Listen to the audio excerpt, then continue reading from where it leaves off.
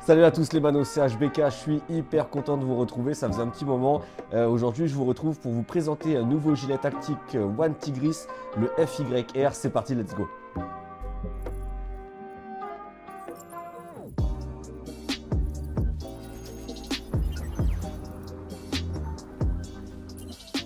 Bien évidemment, avant de commencer, je tenais à remercier One Tigris qui m'a contacté et qui m'a proposé d'envoyer ces deux produits pour vous les présenter. Donc vous voyez qu'il y a deux poches. La première, ce sont des poches chargeurs et la deuxième, c'est le gilet tactique. Pour information, One Tigris c'est une entreprise chinoise qui fabrique du gear. Personnellement, j'en ai jamais utilisé. Après, je sais qu'il y a Clément qui avait un gilet tactique de chez eux. Je vous mets le lien dans la description. Je sais qu'il l'a utilisé plusieurs fois et il s'en est jamais plaint. Avant de commencer, tous les liens utiles à la vidéo seront dans la description. Donc n'hésitez pas à les regarder. Je vous mettrai tous les liens qu'il faut pour trouver ces deux produits. Donc vraiment, allez regarder les gars. On commence avec la première pochette avec un zip refermable, donc c'est super bien emballé, c'est sympa je trouve quand vous le recevez, c'est plutôt cool. Hop, on dézippe et voilà, pas de grande surprise. Hein. Hop, on va trouver des poches chargeurs de type 556 M4 classique. Vous avez trois poches et c'est une fixation molle puisque vous allez voir que sur le gilet il n'y a que des fixations molles et beaucoup de velcro si vous êtes un fan pour accrocher vos patchs. Allez, on déballe maintenant. Celui avec le gilet, hop là c'est bon. Alors il y a pas mal de choses quand on l'ouvre. Donc à mon avis ça c'est la partie qui va venir se fixer à l'arrière et qui va permettre de faire le tour et de rejoindre la partie avant du gilet. Voilà, donc cette première partie, on dirait qu'on a deux poches avec du velcro de chaque côté. Je sais pas où celles-là peuvent se mettre, on verra ça dans quelques instants. Et la dernière partie, vous avez donc le gilet juste ici qui est séparé en deux parties. Il va falloir juste voilà, les accrocher ensemble, mais à première vue, rien de compliqué. Avant de vous parler de toutes les spécificités de ce gilet, je vous propose qu'on le monte ensemble. Hein. Je pense que ça devrait être assez rapide. Je vous montre tout ça et du coup, on regarde ce que ça donne. Allez, c'est parti pour l'assemblage. Donc on va commencer par la partie avant et la partie arrière. Comme je vous ai dit, je pense que ça va être assez facile. Voilà. Hop, c'est clipsé. À mon avis, ça va être réglable ici, bien évidemment. Et on va passer au milieu. Alors, tac. On va descratcher ici. Ok. Ok, donc ici, vous avez l'accès, je pense, pour mettre des plaques. Oui, vous avez des plaques qui peuvent rentrer à l'intérieur. Vous avez juste à enlever le velcro ici, mettre les plaques, hop, et refermer. À mon avis, vous avez la même chose de ce côté-là. Ouais, la même chose avec un velcro, vous enlevez, vous mettez vos plaques et vous refermez. Et à mon avis, le cummerbund, il va passer là-dedans, ouais, à l'arrière. Et... Et sûrement sur le velcro devant. Ouais, je pense. Allez, on va essayer de faire tout ça. Let's go. Allez, je vous propose de régler les cummerbunds tout de suite. Ce genre de fixation, c'est cool parce que ça tient bien, mais c'est plutôt chiant à mettre. Si vous n'êtes pas à deux, il vaut mieux connaître sa taille, sinon vous recommencez 12 fois. Tac, moi je pense que si c'est comme les autres, c'est entre 6 et 7. Même si j'ai pris du poids sa mère. Hop. Et alors là, comme moi je suis un tebax, il va falloir que je tresse et détresse. Super. J'ai déjà perdu 1, 2, 3, 4, 5, 6. Allez. Je suis un gourmand en ce moment. Donc je mets au 7. Tac. Ok. Maintenant que ça s'est installé, on va pouvoir le fixer au gilet tout de suite. J'espère que je me suis pas trop emballé sur la taille. C'est parti. Alors du coup, vous avez juste, je pense, à prendre de le passer à l'intérieur. Ok. Ok, voilà, c'est bon. J'ai un peu galéré. Et du coup, je vais pouvoir le fixer à l'avant, ici. Hop, ok. Ok, on est bon. Voilà, le gilet est monté. Je vais le régler, je vais l'enfiler. Puis on va voir ses caractéristiques tout de suite. Voilà les manos, le gilet est porté, très facile à régler au niveau des épaules. Comme la plupart des gilets, vous avez deux velcro, deux scratch qu'il va falloir ouvrir et ensuite vous avez accès aux lanières de règlement. Vous avez juste à tirer, remettre le velcro, rabattre les deux velcro sur le dessus et franchement c'est réglé en vraiment 2 secondes. Alors mes premières impressions juste à le porter, je trouve ça très agréable.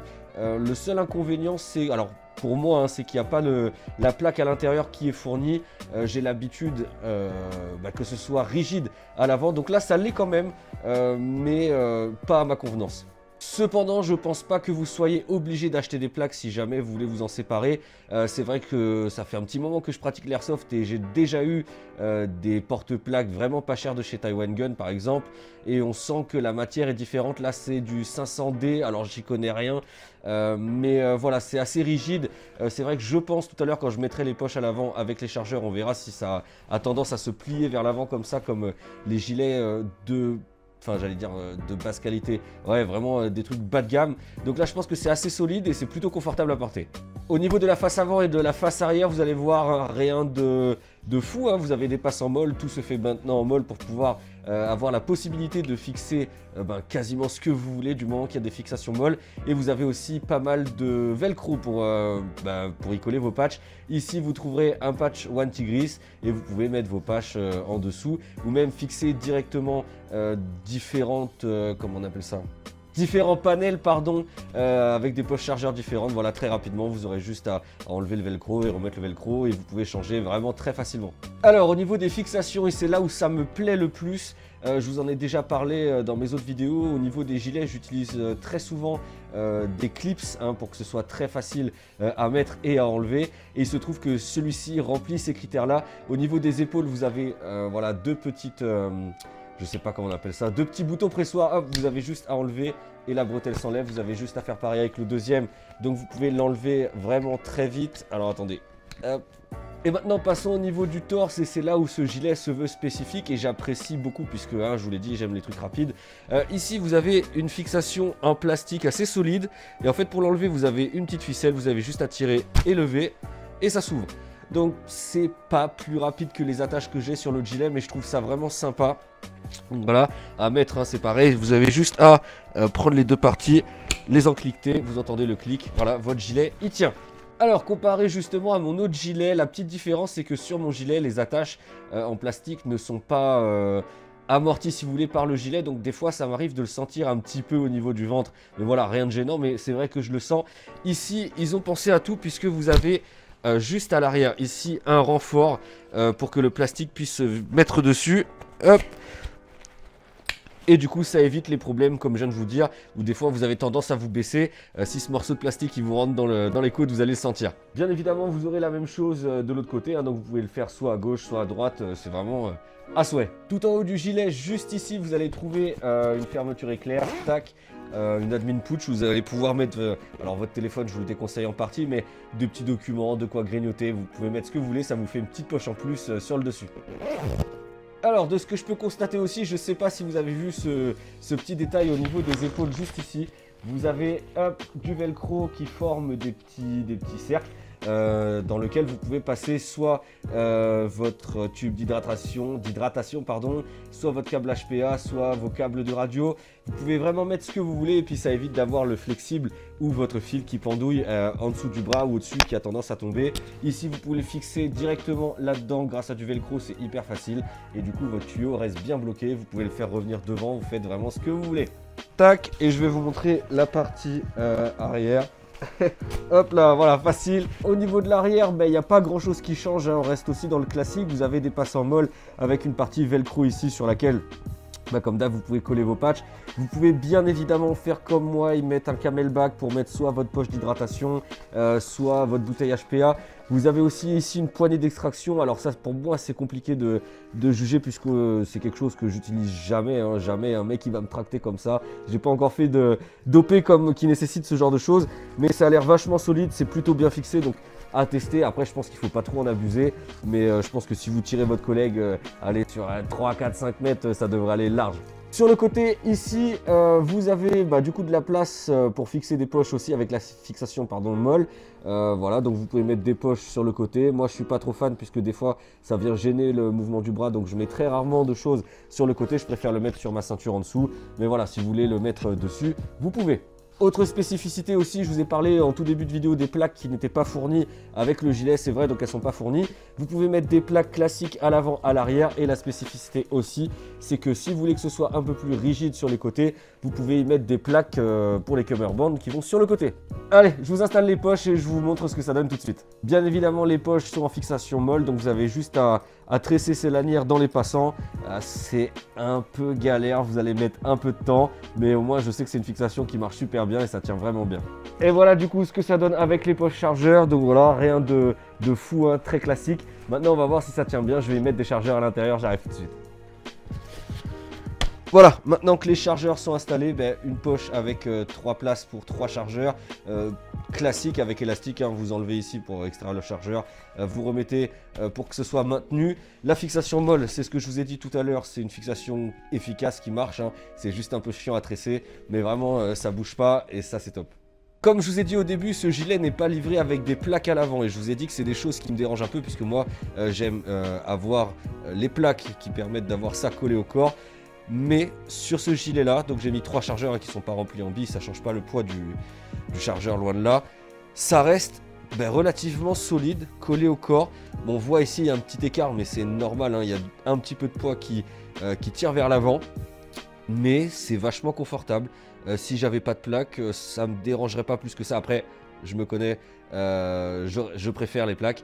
Mais c'est pas dérangeant du tout et ça maintient plutôt bien au corps, donc ça c'est vraiment cool. Alors concernant l'intérieur du gilet, le maintien justement, je vous en ai pas parlé, vous allez retrouver à l'intérieur du gilet des sortes de filets, voilà, qui permettent de séparer un petit peu le gilet et vous en fait, et ça vous permet d'avoir une légère aération. Alors vraiment c'est léger, moi sur mon autre gilet j'ai pareil, et bon, il y a de l'air sûrement qui passe, ça rafraîchit un petit peu, mais ça ne vous empêche pas de transpirer comme un porc et qu'à la fin de la journée, vous soyez tout collant dégueulasse. J'avais totalement zappé de vous parler de ces deux poches-là. Donc ces deux poches-là, vous pouvez les mettre sur le côté, ici dans les cummerbunds, pour pouvoir y mettre des petits trucs à l'intérieur. Donc je pense que des chargeurs, ça passe largement dedans, même si je pense que ça va balloter. Alors attendez, je vais ouvrir parce que ça se trouve à l'intérieur. Il y a de quoi caler les chargeurs. Hop. Non, à l'intérieur vous avez une poche classique, hein, voilà, donc vous pouvez mettre des trucs, alors pas forcément pardon hyper épais, mais voilà, vous pouvez rajouter ça sur les côtés et mettre des trucs dedans. Alors ce que je dois retenir sur ce gilet, c'est que tout simplement déjà quand j'utilise des gilets, vous l'avez remarqué, je mets des poches à l'avant pour les chargeurs, j'ai un sac à dos derrière pour y mettre ma bouteille de HPA, mais je n'ai rien sur les côtés pour avoir un maximum de liberté avec le bras.